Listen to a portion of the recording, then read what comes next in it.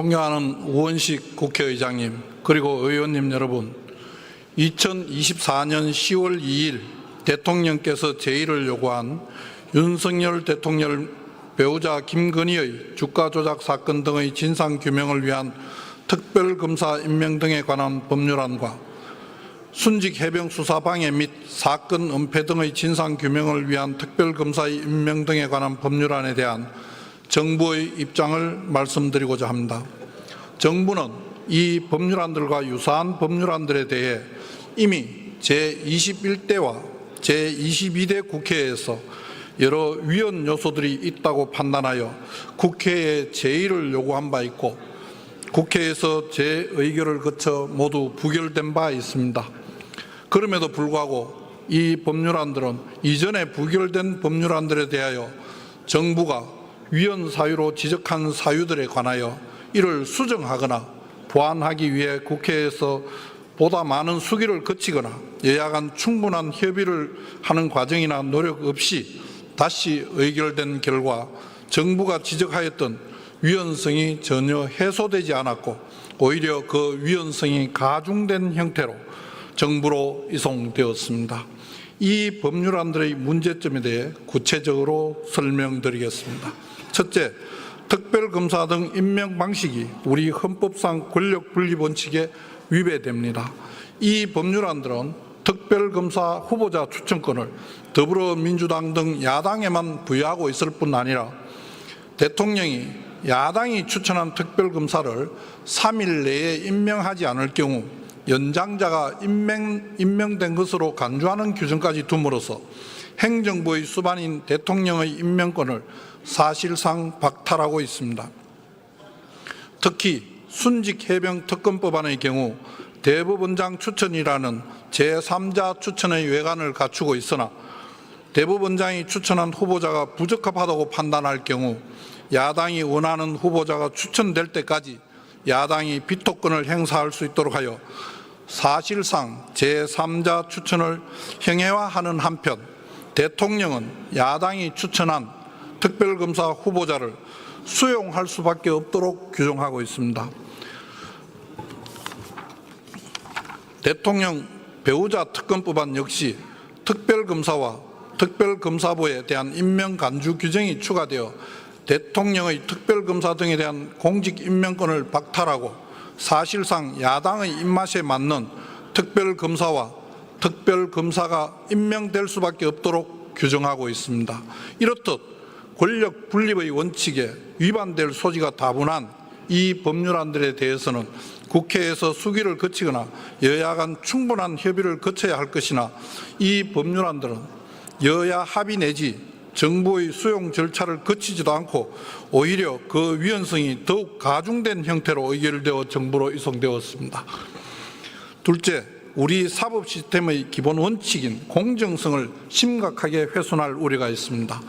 고소인, 고발인, 피해자, 피의자, 피고인 등 사건 관계인이 수사와 재판을 담당할 검사와 판사를 선택할 수 없는 것은 우리 사법 시스템의 기본 원칙으로서 이는 수사와 재판의 공정성을 보장하기 위함입니다. 그런데 이 법률안들은 주요 수사 대상을 고발한 야당이 특별검사 후보 추천권까지 행사할 수 있도록 한 결과 사실상 고발인이 수사기관과 수사 대상을 선택할 수 있게 되어 객관성과 공정성, 정치적 중립성을 핵심 가치로 하는 우리 사법 시스템의根幹을 본질적으로 훼손할 우려가 있습니다.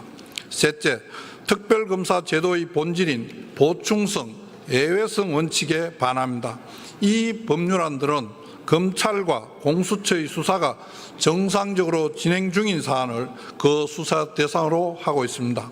이는 특검 제도의 본질인 보충성, 예외성 원칙에 반하고 상설 특검의 성격을 가진 독립된 수사기관이라는 공수처의 설립 취지와도 모순됩니다. 넷째, 헌법상 명확성의 원칙과 재형 법정주의에 위반됩니다. 이 법률안들은 그 수사 대상이 불명확하고 모호하기 때문에 법 집행자인 특별검사가 자의적인 법 해석으로 수사 대상을 무한 확장할 수 있도록 하는 문제점이 있습니다. 나아가 이러한 불명확하고 모호한 수사 대상 규정을 근거로 하여 일반 국민이 특별검사의 직무 수행을 방해하는 경우 징역형까지 처할 수 있도록 함으로써 재형 법정주의에도 위반되는 결과를 초래할 수 있습니다. 또한 수사 대상 공직자의 수사 방해 금지 및 회피 의무 규정 역시 그 의미가 불명확하여 추후 정부에 대한 부당한 정치적 공세에 악용될 가능성이 높습니다. 마지막으로 국민의 인권을 침해할 우려가 큽니다. 이 법률안들에 따른 특별검사의 수사기간은 최장 150일이고 수사 인력은 최대 155명입니다. 역대 최대 규모였던 국정농단 특검의 수사기간이 최장 100일, 수사 인력이 최대 105명이었던 것과 비교하면 이 법률안들의 수사기간은 과도하게 길고 수사 인력도 지나치게 많아 과잉 수사에 따른 인권 침해 위험성이 상당합니다. 또한 이 법률안들은 불명확한 수사 대상 규정으로 인하여 구체적인 수사 단서와 관계없이 특정인을 대상으로 사실상 모든 혐의를 무한히 수사할 수 있도록 함으로써 의원님들께서 검찰 수사의 문제점으로 지속적으로 지적하시는 표적 수사, 별건 수사, 과잉 수사의 우려가 오히려 더 심화된 형태로 규정되어 있습니다.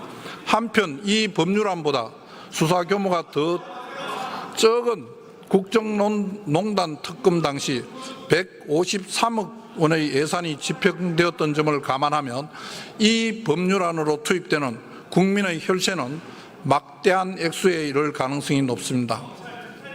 한편 정치적 중립성이 보장되지 않는 특별검사에 의한 실시간 브리핑은 피의사실 공표로 인한 수사 대상자의 명예훼손이나 사생활 침해의 결과를 초래할 위험성이 있다는 점도 지적하지 않을 수 없습니다.